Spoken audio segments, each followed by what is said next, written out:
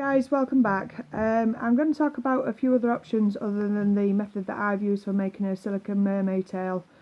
Now, the reason why I've gone this way around with my project is to try and get my marks up for my uni project. But mainly in the industry there's a lot quicker methods of doing this, which are slightly cheaper and a lot less time consuming. Now coming towards the end of my project now, just getting to the making of the external mould. That will be the end of this project, but ready for the end of year show I'm going to actually be completing the mermaid tail and making it and painting it. Now many of the other, there's not that many methods to be able to do this. The first time I ever made one, I made it out of foam bedding, and then used liquid latex with paint to manipulate it to give it a bit more flexibility. This took me about a month to make, on top of working and also uni, which isn't too bad. Now don't get me wrong, it looked okay, but for me it wasn't professional enough and didn't give the desired look of what I was trying to achieve. So this is why I looked into other methods. The best method that I've seen out there has got to be the scale stamps. Making a very large scale stamp sheet, filling that with silicone thick enough to be able to for it not to tear.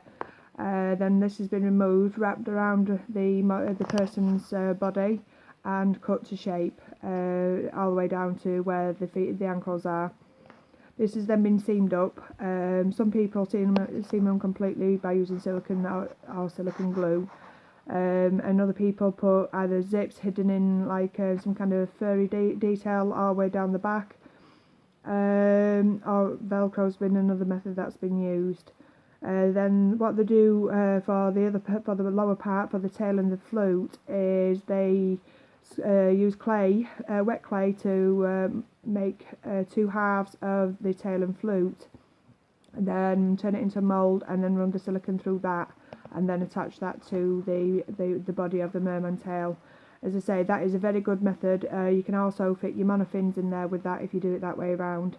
If I was to make merman tails for other people, this has got to be the best way of being able to get it all different shapes and sizes.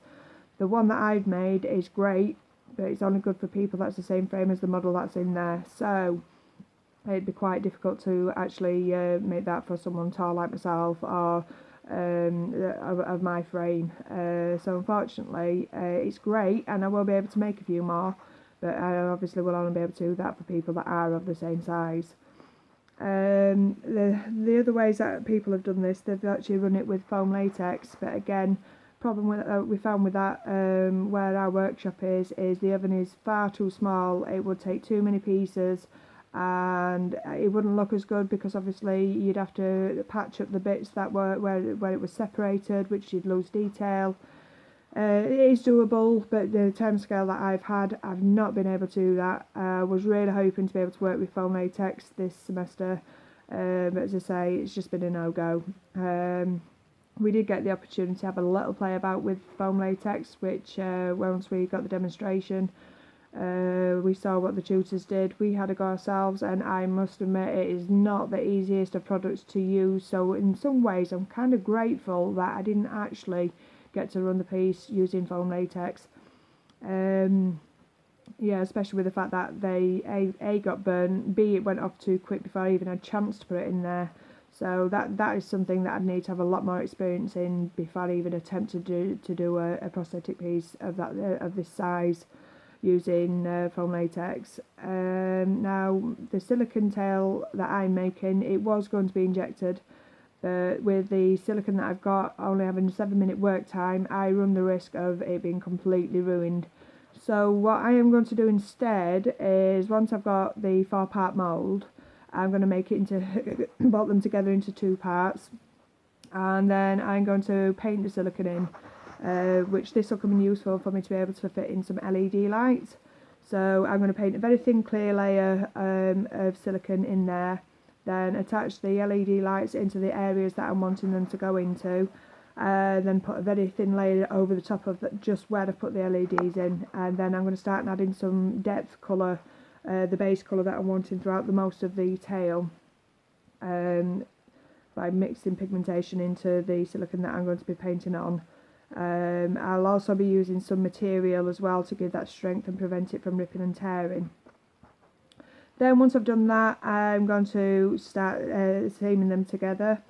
I still haven't decided whether I'm using a zip or Velcro down my seam just yet. That'll be a last minute decision. So yeah, once I've got it all assembled together, I will then be painting it. Now, I could have encapsulated this and then been able to paint with illustrator palettes. However, because I wanted to touch up some of the detail in the areas where I was pushed for time and sculpting, I'm going to be using silicone again with colour pigments to just to add a few more bits of details here and there, and then I can make it even more my own unique style of mermaid tail.